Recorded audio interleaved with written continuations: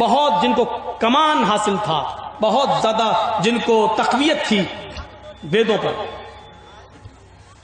उन्होंने ट्रांसलेट किया है। उन्हीं का ट्रांसलेट मैं आपके सामने रख रहा हूं।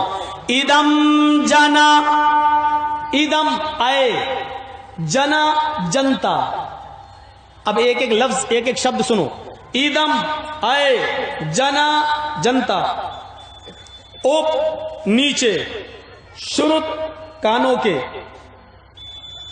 उप शुरुत कानों के नीचे सुनो। कानों के नीचे सुनो का मतलब गौर से सुनो।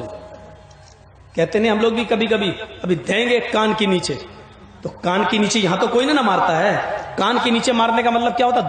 छन्नाटेदार, जोरदार। तो उपशुरुत कानों के नीचे सुनो। अरे कोई कानों से सुनता है कि कानों के नीचे से सुनता है? तो कानों के नीचे सुनने का मतलब गौर से सुनो। और जो बात कही जा रही गौर से सुनो, इसका मतलब यह है कि वो महत्वपूर्ण सूचना है। हम कहे सुनो, और कभी किसी से कहे सुनो, ध्यान से सुनना, गौर से सुनना, इसका मतलब यह है कि यह बात बहुत ज्यादा अहमियत रखती है, महत्व रखती है। आए जना जनता, यानी आए लोगों, गौर से सुनो। नराशंसिस तशविशियते, नराशंस दो शब्दों से मिलकर बना। नर आदमी, व्यक्ति, आशंस जिसकी बहुत प्रशंसा की जाए। मीनिंग क्या होगी? नराशंस ऐसा व्यक्ति, ऐसा इंसान जिसकी बहुत ज्यादा तारीफ, बहुत ज्यादा प्रशंसा की गई हो। नराशंस आएंगे, यानी ऐसा आदमी आएगा कि जिसकी बहुत ज्यादा प्रशंसा की जाएगी। कितनी प्रशंसा की जाएगी? इस तशविशियते, पूरे विश्व में सबसे ज्यादा उसी का नाम लिया जाएगा। पूरे विश्व में सबसे ज्यादा उसी को लोग नाम लेंगे। पूरे विश्व में सबसे ज्यादा नाम किसका लिया जाता है?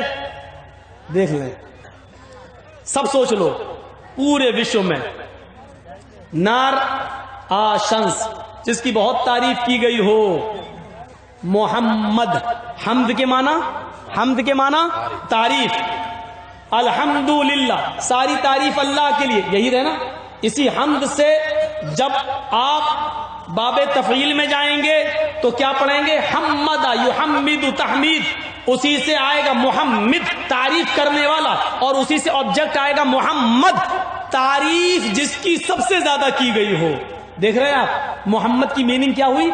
जिसकी सबसे ज्यादा तारीफ यानी प्रशंसा की गई हो। तो नराशंस जिसकी सबसे ज्यादा प्रशंसा हो, मोहम्मद जिसकी सबसे ज्यादा तारीफ हो। यानी संस्कृत में नराशंस कह दो या अरबी में मोहम्मद कह दो, दोनों बात एक ही है। अब प्यार कौन फैला रहा है? चलो हमने अंतिम ऋषि को नराशंस कह दिया तुम्हारी किताब के मुताबिक, तुम मोहम्मद कहकर दिखाओ। नहीं कह सकते। क्यों? हमने संस्कृत में नराशंस कह दिया, आप अरबी में मोहम्मद नहीं कह पाएंगे। हम मूसा को रसूल मानने के लिए तैयार हैं। भाई यहूदी मूसा को मानते हैं, ईसाई ईसा को मानते हैं। हम ईसा को रसूल मानने के लिए तैयार हैं। हम मूसा को रसूल मानने के लिए तैयार हैं।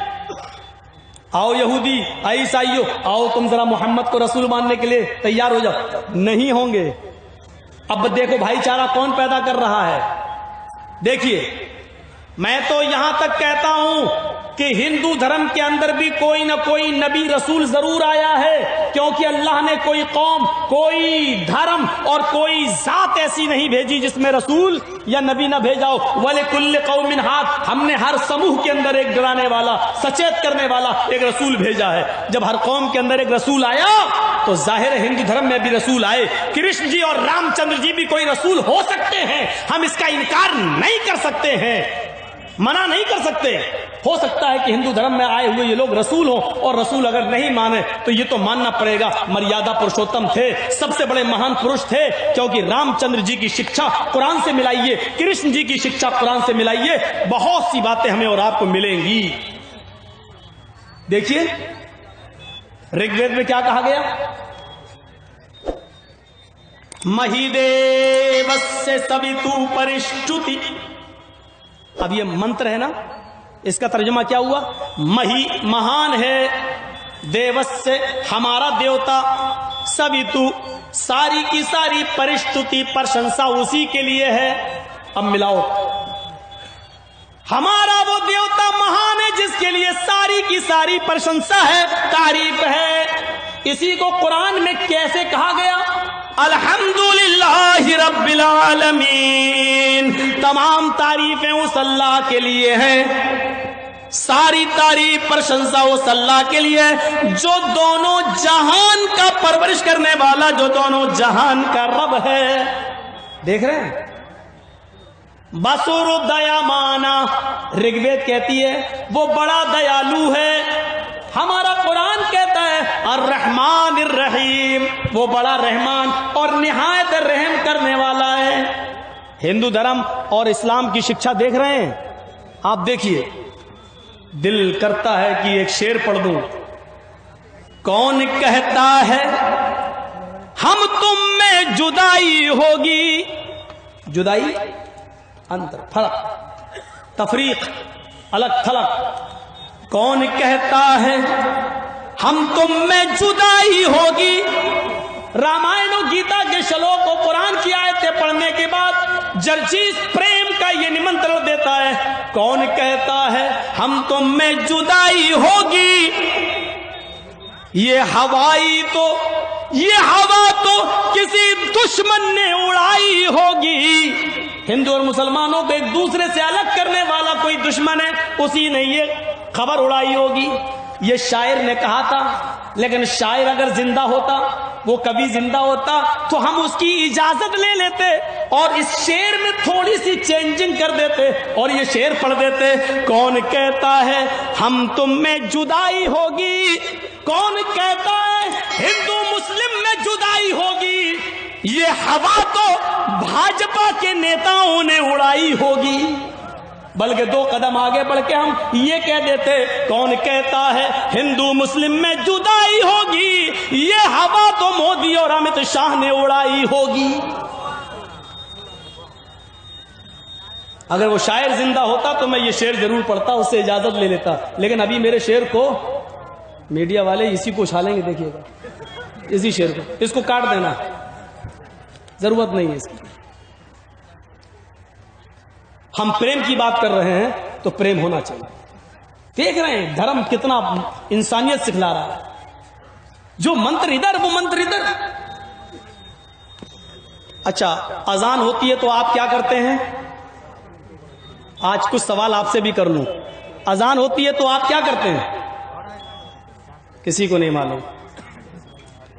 फिर नमाज पढ़ने जाते हो कि नहीं जाते हो? अजान के कलिमात का जवाब। अजान के बाद क्या करते हो? जाते हो ना नमाज पढ़ने? अच्छा, एक बात बताइए, ये नमाज जो बोलते हो आप, नमाज, ये नमाज शब्द किस भाषा का है? संस्कृत। फारसी में भी कुछ लोगों ने कहा है, बताते हैं, लेकिन संस्कृत।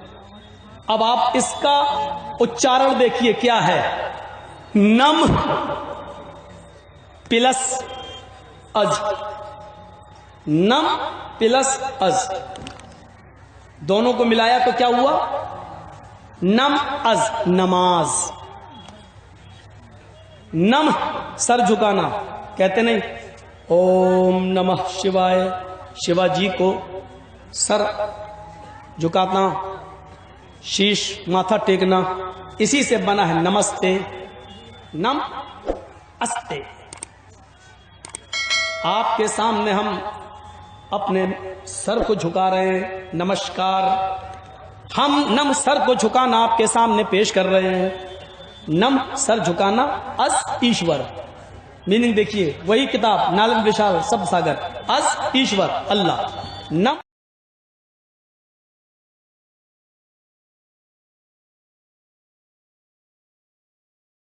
नम अस, अल्लाह के सामने सर झुकाना, अल्लाह के सामने माथा टेकना। हम जो मस्जिद में इबादत करने जाते हैं, हमने इस इबादत को संस्कृत शब्द दे दिया हमारे हिंदू भाई अपनी पूजा को नमाज नहीं कह सकते। कोई कह देगा? सर झुकाइए, माथा टेकिए, मूर्ति पर जाकर सब कुछ कर, और कहिए क्या करके आए हो। सर झुकाने के बाद भी उससे कहो क्या करके आए हो? पूजा करके आए। उससे कहो नमाज पढ़ के आए।